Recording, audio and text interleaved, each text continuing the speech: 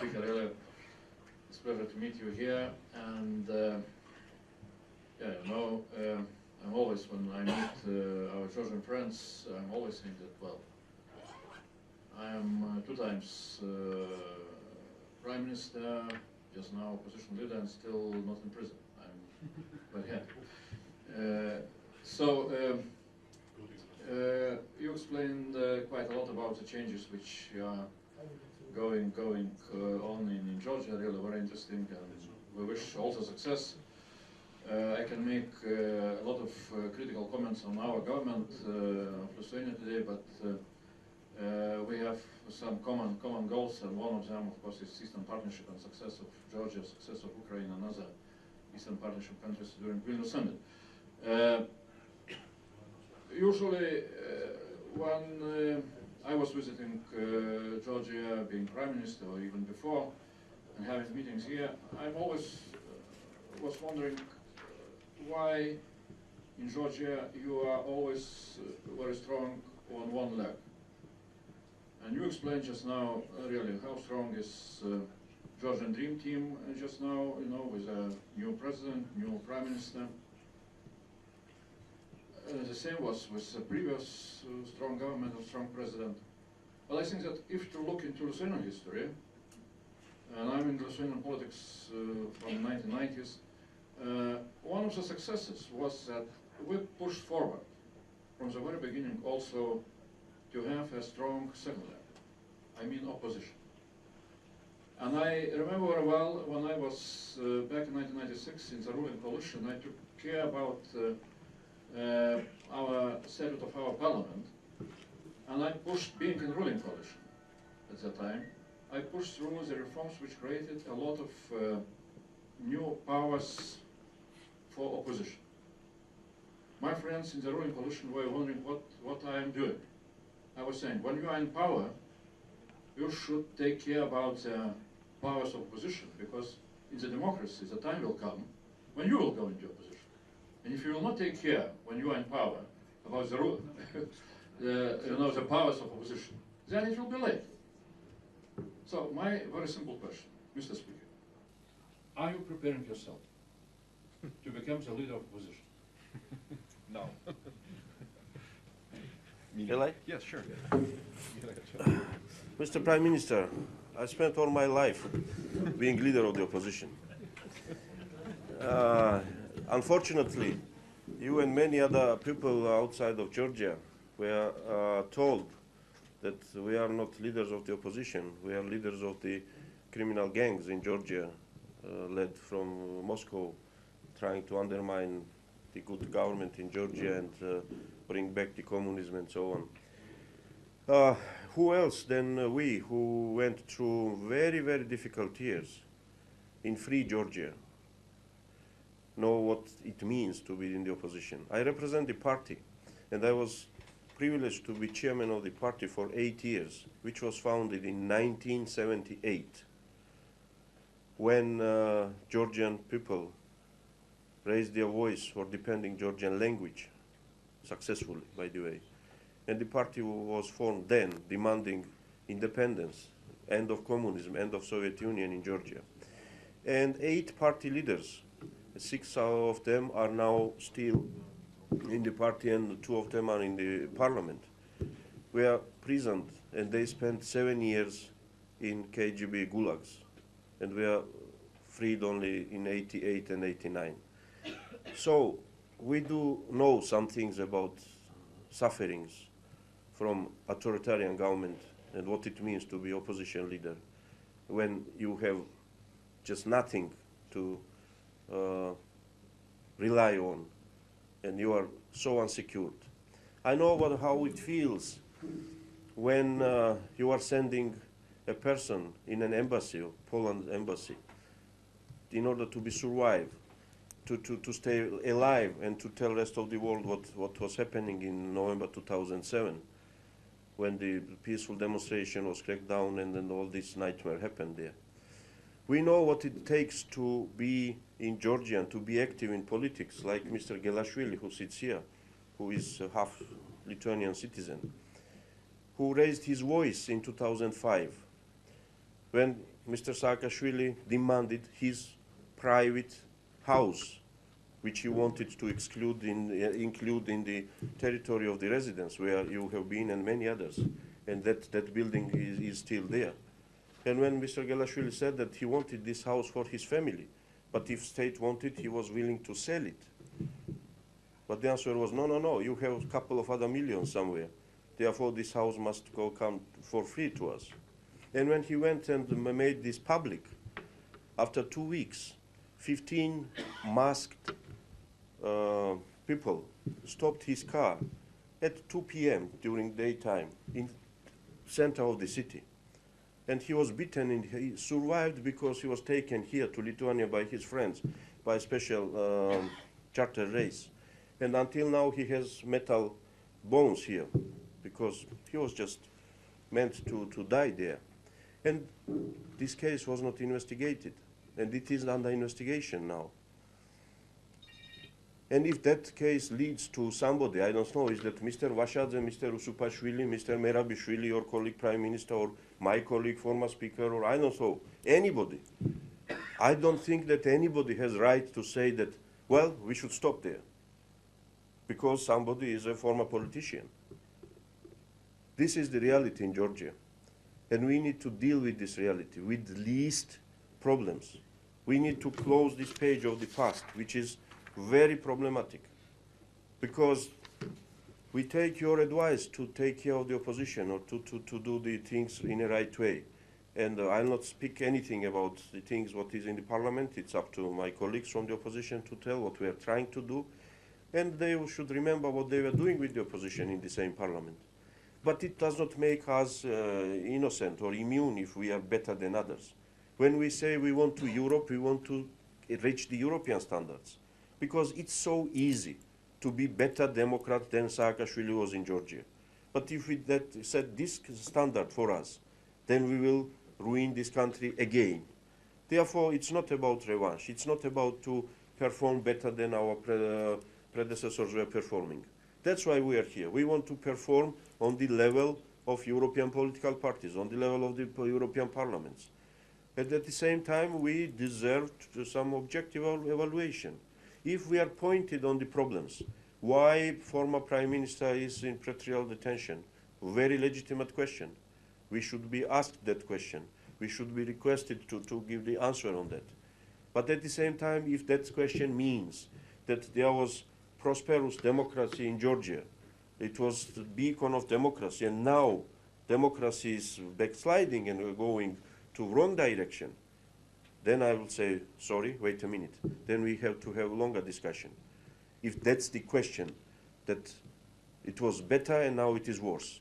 We have problems. We have the same judges. All 100% of judges are the same judges who produced 0.01% acquittal rate of decisions in 2010.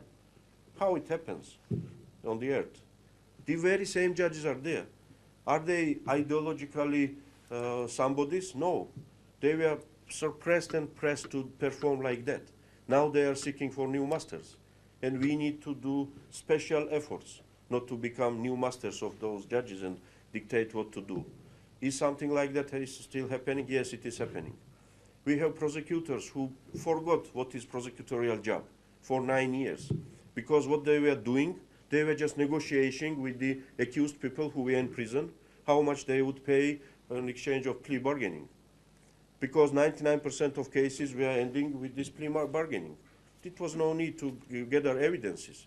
Nothing, just you caught somebody and just what prosecutor needed to do to guess how much you are able to pay. That was prosecutor. Therefore, our prosecutors who are investigating cases, they are doing just horrible things during this year when I'm looking there. If we fire them, we'll be accused that, well, what this government is doing. They are bringing the loyal prosecutors there.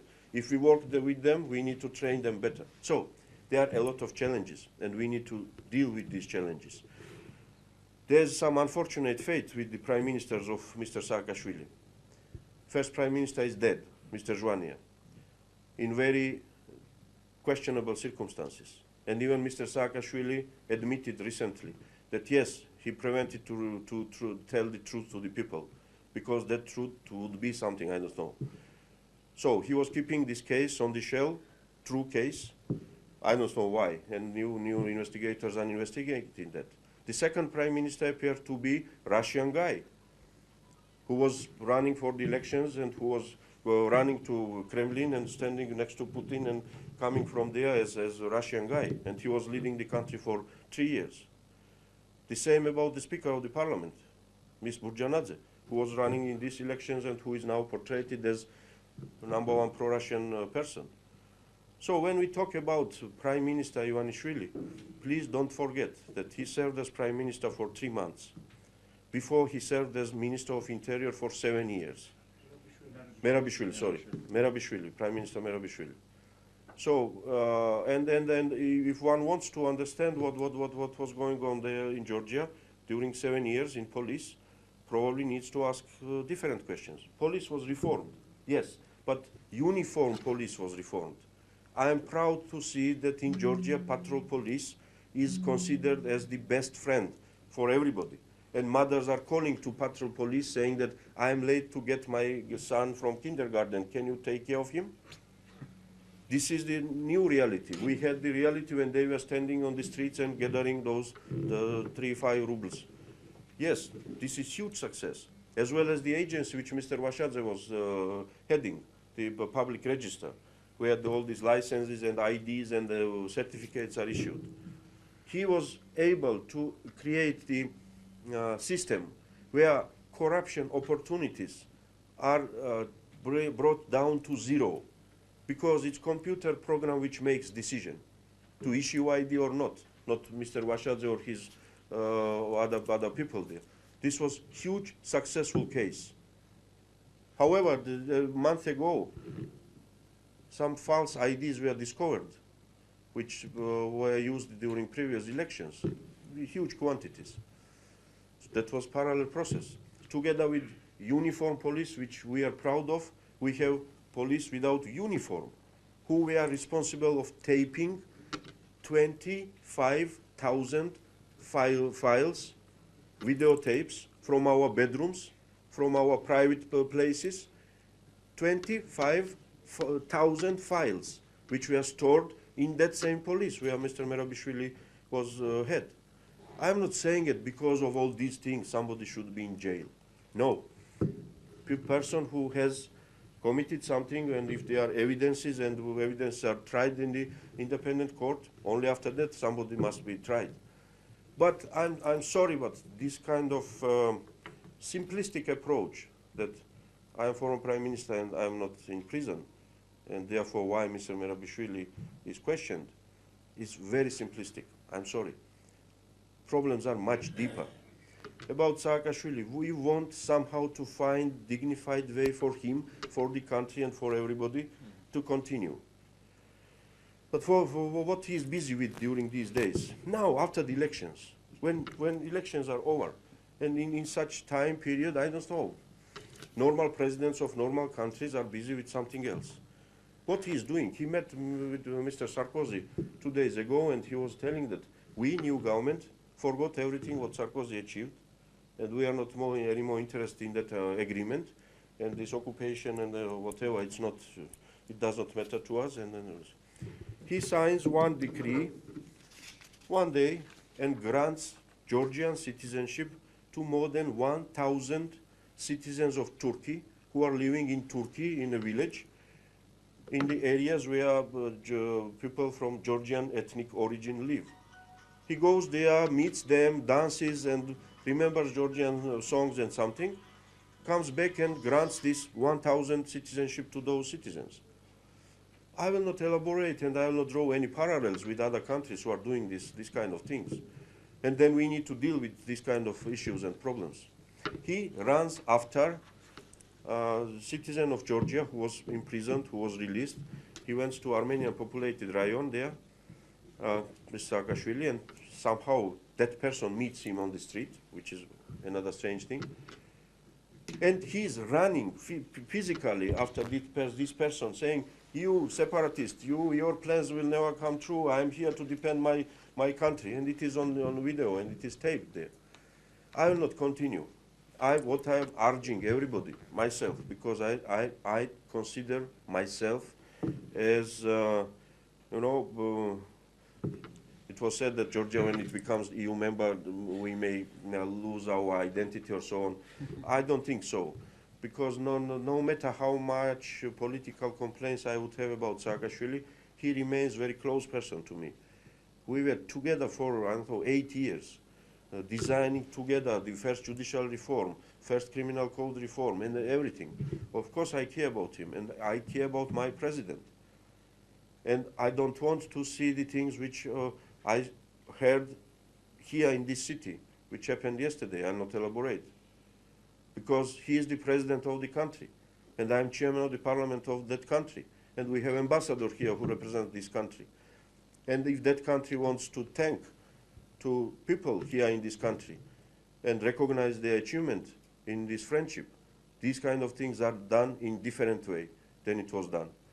So there are many things which bothers us, and we are so thankful that you are devoting time and energy to Georgian matters. You have so many problems. You have so many things to do.